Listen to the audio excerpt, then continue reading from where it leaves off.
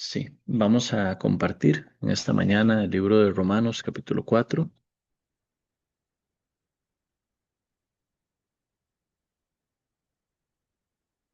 Vamos a buscar Romanos capítulo 4.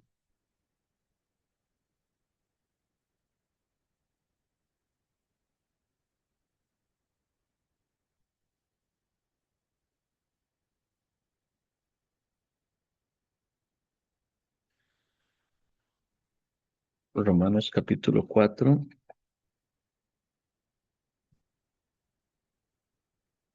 versículo 1 en adelante. Romanos capítulo 4, versículo 1 en adelante. Dice así: ¿Qué pues diremos que halló Abraham nuestro padre según la carne? Porque si Abraham fue justificado por las obras, tiene de qué gloriarse, pero no para con Dios. Porque ¿qué dice la Escritura? Creyó Abraham a Dios y le fue contado por justicia. Pero al que obra no se le cuenta el salario como gracia, sino como deuda. Mas al que no obra, sino cree en aquel que justifica al impío, su fe le es contada por justicia. Hasta el versículo 5. Esta mañana, debido a que muchos de los hermanos jóvenes y adolescentes están de viaje evangelístico. De lunes a jueves estarían anunciando el Evangelio. Creí que sería oportuno poder hablar un poco acerca del Evangelio. Ah, Anunciando el Evangelio ya por varios años, encontrando con muchas personas, poco a poco uno puede ver cuál es ah, ¿cuáles son los puntos en los que el corazón del ser humano se encuentra muy lejos del Evangelio de la Biblia? Y esta mañana quería mencionar sobre tres puntos en los que muchas veces una persona no presta atención al Evangelio porque bíblicamente no está muy claro. Entonces, para mí estos tres puntos son clave. Si estos tres puntos una persona puede encontrarlos bien en la Biblia, entonces fácilmente como el Evangelio puede calar en su corazón. Primeramente, sobre las obras. Existe un prejuicio para que, para agradarle a Dios, entonces mis obras deben ser buenas. De hecho, algunas personas creen incluso que la salvación depende de más obras buenas que malas, o que para lograr el perdón de su pecado debe expiarlo con buenas obras. Eso bíblicamente es un error bastante grave. El segundo punto es el término de la justicia. ¿Qué es la justicia de Dios? ¿Cómo se obtiene la justicia de Dios? Eso muchas veces también se relaciona al primer punto. Muchas personas piensan que la justicia de Dios se relaciona con sus buenas acciones o sus buenas obras. Pero eso también es un error, porque sus buenas acciones y sus buenas obras no tienen nada que ver con la justicia de Dios, únicamente tienen relación con la justicia humana, con la justicia que el ser humano puede fabricar. Y por tercera parte, el concepto de la eternidad. El ser humano tiende a juzgar las cosas de Dios bajo su propio concepto del tiempo, sin tomar en cuenta el concepto del tiempo de Dios y el concepto de la eternidad escrito en la Biblia. Generalmente, cuando se anuncia el Evangelio, la persona no logra entender bien. La respuesta está en alguno de estos tres puntos. Por eso esta mañana quería, hasta donde Dios me permita, en corto tiempo, detallar un poco sobre estos tres puntos. Aquí en Romanos capítulo 4, el apóstol Pablo toma por ejemplo a Abraham y quiere explicar al menos sobre dos de estos tres puntos. Quiere explicar acerca de las obras del ser humano y también quiere explicar acerca de, también quiere explicar acerca de la justicia. Primeramente, ya, la obra del ser humano. Aquí dice el versículo 4. Pero al que obra no se le cuenta el salario como gracia, sino como deuda. Entonces, ¿qué quiere decir esto? Si una persona intenta acercarse a Dios por medio de sus obras, haciendo buenas acciones, ¿cómo considera a Dios? ¿Cómo se cuenta? Aquí dice, al que obra no se le cuenta el salario como gracia, sino como deuda.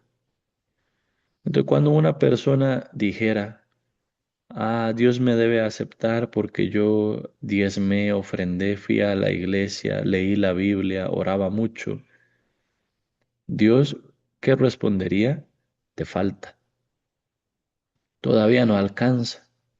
Con eso no es suficiente, le hace falta, está en deuda todavía. Porque por más que haga buenas acciones, aquellas buenas acciones no limpian su pecado. No son más grandes que su pecado, no son más grandes que su maldad. Entonces el versículo 4 nos muestra, el confiar en nuestras propias obras para alcanzar a Dios, un grave error. Nunca se alcanza la justicia, sino, aquí dice, no se le cuenta el salario como gracia, sino como deuda. Entonces, después de presentar toda su obra buena delante de Dios, en vez de hacerse justo, se hace deudor todavía. No alcanza para satisfacer el estándar de Dios, la obra no alcanza. Si la obra del ser humano alcanzara, entonces el hecho de que Dios enviara a Jesús a morir a la tierra sería algo incoherente. Porque si la obra del ser humano sería lo que Dios valora, lo que Dios considera importante, únicamente Dios dejaría que todos hagan buenas obras, no hace falta enviar a Jesucristo a la tierra. Pero la razón de que Dios enviara a Jesucristo a la tierra es la evidencia de que por medio de la obra del ser humano jamás iba a conseguir reconciliarse con Dios. Por eso era necesario esa clase de intervención, porque el ser humano era incapaz de salvarse, Dios envió a un Salvador. Si el ser humano fuera capaz de salvarse por su obra, entonces Dios, ¿para qué va a sacrificar a su unigénito? No tiene ningún sentido. Luego, el versículo 5. El versículo 5 dice así, mas al que no obra, sino cree en aquel que justifica al impío, su fe le es contada por justicia. Aquí presenta, aquí dice, mas al que no obra. Claro, aquella persona tendría algunas obras buenas, sí. Pero ¿qué quiere decir más al que no obra? Quiere decir a aquel que no pone su confianza en sus obras. Dice, sino que cree en aquel que justifica al impío. ¿Qué quiere decir esto? En lugar de confiar en su capacidad, en su obra, en lo que pueda llegar a hacer, cree en aquel que justifica al impío. Entonces, en esa parte hay dos elementos muy importantes. En lugar de poner la confianza en lo que puede hacer, ponen la confianza en la obra de aquel que justifica al impío. Aquel que justifica al impío es Jesucristo. Con su muerte en la cruz trae la justicia para el pecador, trae la justicia para el impío. Pero para creer en aquel que justifica al impío, primero hay que reconocer, primero hay que verse a sí mismo como impío.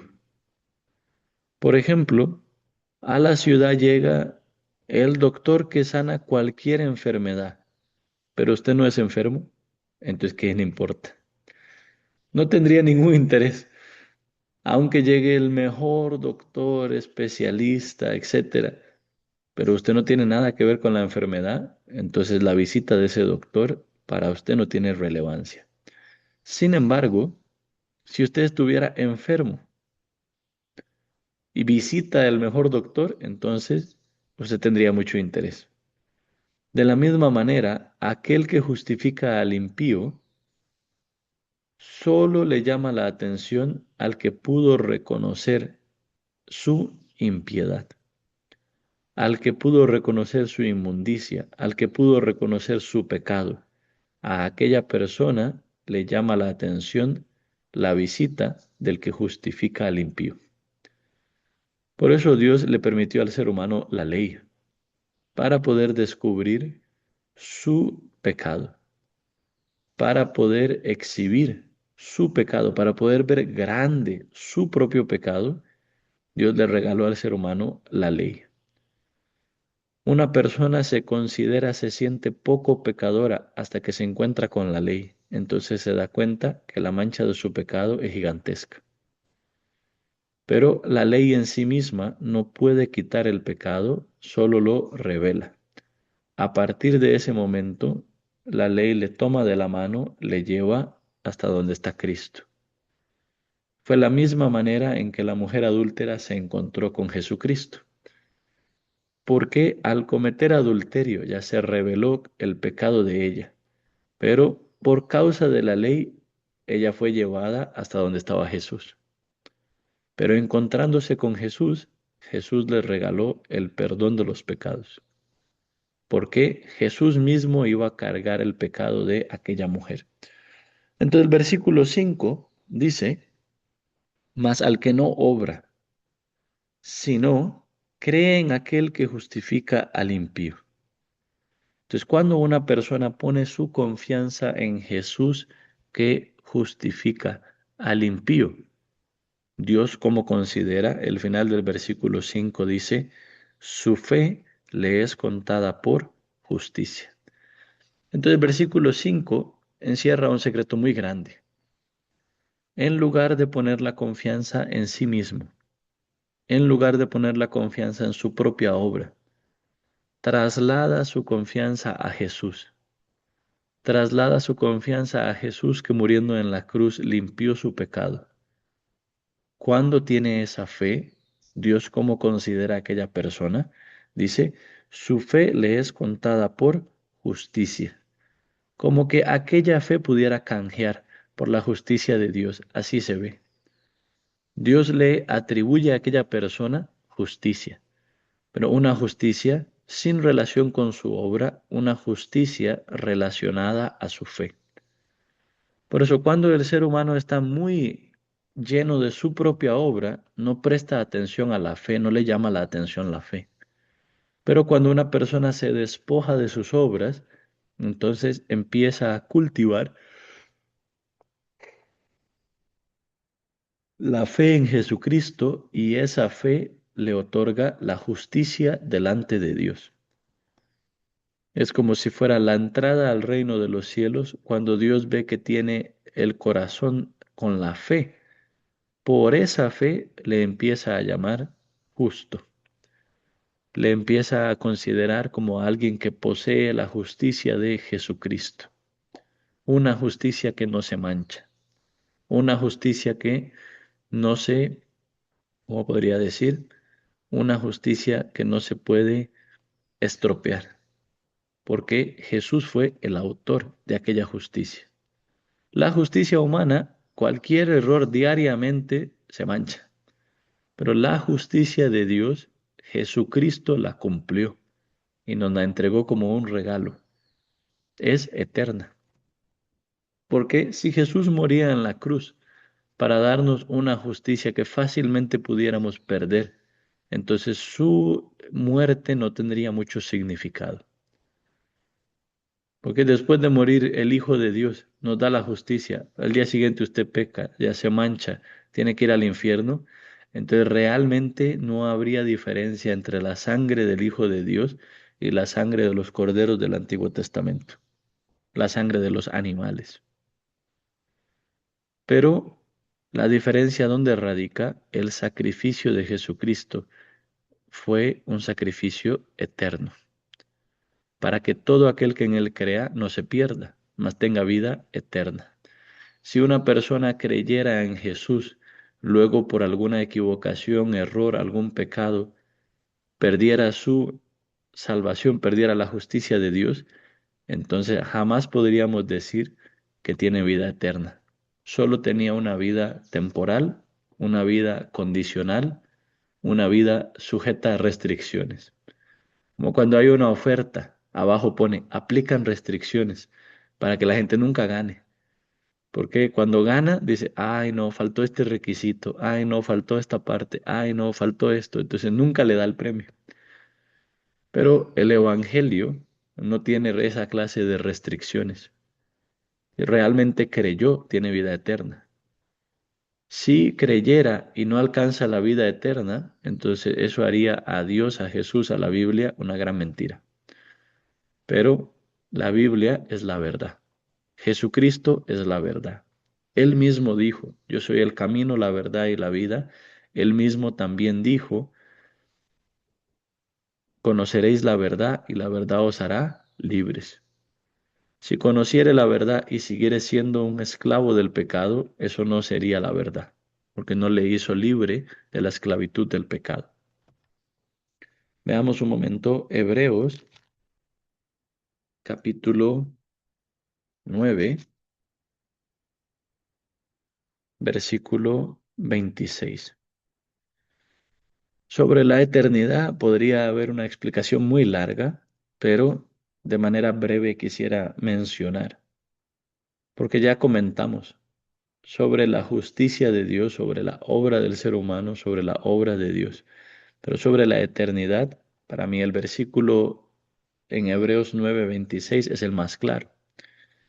Dice así, de otra manera le hubiera sido necesario padecer muchas veces desde el principio del mundo, pero ahora, en la consumación de los siglos, se presentó una vez para siempre por el sacrificio de sí mismo, para quitar de en medio el pecado. Primeramente, si Jesús muere en la cruz, presenta su sacrificio, su sangre en el tabernáculo terrenal, él habría tenido que padecer muchas veces. Por ejemplo, no sé, viniendo cada 50 años o cada 100 años o cada 500 años, siendo crucificado una y otra vez a través de la historia de la humanidad. Pero Jesucristo presenta su sacrificio en el reino de los cielos, en la eternidad. Entonces, cuando se salpica la sangre de Cristo en el lugar santísimo del reino celestial, esto afecta la eternidad. Para el concepto del ser humano, la sangre de Cristo empieza a cubrir desde el principio de la humanidad, desde el primer ser humano, Adán, hasta el último ser humano sobre la tierra. No sabemos quién sea, pero cubriría a todos. Entonces aquí nos llama mucho la atención porque dice, pero ahora, versículo 26, a la mitad del versículo dice, pero ahora, ahora suena como presente. Ahorita, en este momento, ahora. Luego dice, en la consumación de los siglos. La consumación de los siglos es en el futuro, al final de los tiempos, lo último. Pero dice ahora, pero luego dice en la consumación de los siglos. Y finalmente concluye, se presentó. Entonces, para mí este versículo como enf- enfrenta todo lo que el ser humano conoce en tiempo. ¿Por qué? Dice ahora, eso es presente. Dice en la consumación de los siglos, eso es futuro. Y luego dice se presentó, eso es pasado. Entonces, ¿qué es lo que Dios nos quiere decir? Para mí este versículo se llama eternidad con adecuación. para que el ser humano que vive atado al tiempo, a la cronología, al pasado, presente y futuro, comprenda la eternidad, Dios escribió de esta manera. En el momento que Jesús se presenta, entonces, nosotros cómo debemos considerar, Él ya se presentó, pero se presentó en el fin de los siglos. Entonces, por presentar su sacrificio en la consumación de los siglos, cubre todo para atrás. Entonces, según nuestro concepto de tiempo, Jesús se presentó hace 2000 años. Pero si se presentó hace 2000 años, nosotros no podríamos entender cómo eso va a cubrir mi pecado, el pecado que yo cometo mañana, el pecado que cometa en 10 años. Pero si Dios nos dice que ya ahora Jesucristo ya se presentó, pero su sacrificio lo presenta en el fin de los siglos, en la consumación de los siglos. Nos da mucha seguridad. Todo nuestro pecado, desde el día de nuestro nacimiento hasta el día de nuestra muerte, se pagó. Ya está pago, pero como que fuera a pagar al fin de los siglos para poder pagar por toda la eternidad. Por eso dice, se presentó una vez para siempre por el sacrificio de sí mismo, para quitar de en medio el pecado. Una sola vez, para siempre. Así funciona un sacrificio en la eternidad. Un solo sacrificio para siempre. Un solo sacrificio por la eternidad. Un solo sacrificio que cubre pasado, presente, futuro, que cubre todas las generaciones de esta tierra. De esa manera, Dios nos quiere enseñar. Cuando Jesús presenta su sacrificio en el tabernáculo celestial, modifica la eternidad, modifica pasado, presente, futuro. Muchas personas, por no conocer esa parte, cómo viven. En el momento que yo conocí al Señor, hice la oración de fe, hasta ahí mi pecado se perdonó. Pero de ahí en adelante, yo con esfuerzo, con dedicación, con empeño, ahí tratando de no pecar, ahí gano la salvación. Es un concepto completamente ajeno a la Biblia. Porque si 1% de la salvación dependiera de usted, todos debemos ir al infierno. Porque en ese 1% vamos a fallar. 100% la salvación fue hecha por Jesús. De nuestra parte, creer, poner nuestra confianza en Él. Por eso dice, mas al que no obra, sino cree en aquel que justifica al impío, su fe le es contada por justicia. Por eso, al examinar la Biblia, las obras del ser humano están manchadas, son como trapo de inmundicia. Nos invita a abandonar la confianza en nuestras obras. Segundo lugar, nos muestra la justicia de Dios es por la fe. Por las obras nadie la pudo alcanzar. Por eso la justicia que Dios pide es por la fe, por medio de creer en el método de redención que Él dispuso en el sacrificio perfecto de Jesucristo. Y en tercer lugar, ese sacrificio es eterno. Cuando se aclaran estos puntos, el Evangelio se vuelve muy claro en el corazón de las personas. La obra, la justicia y la eternidad. Al encontrarse con esto, entonces el corazón de las personas cambia. Puede creer en las palabras de la Biblia. Por eso espero que todos los que están haciendo el viaje evangelístico hoy también tengan un día muy maravilloso anunciando el Evangelio. A la vez, los hermanos que no están de viaje evangelístico, abran su boca, prediquen el Evangelio. No necesitan ser enviados a diferentes partes del país. Cada lugar de trabajo, cada lugar de estudio ya es su campo misionero para abrir la boca, abrir la Biblia y testificar de este gran evangelio que nos fue encomendado. Bueno, hoy vamos a compartir hasta acá. Les agradezco mucho su atención. Vamos a orar.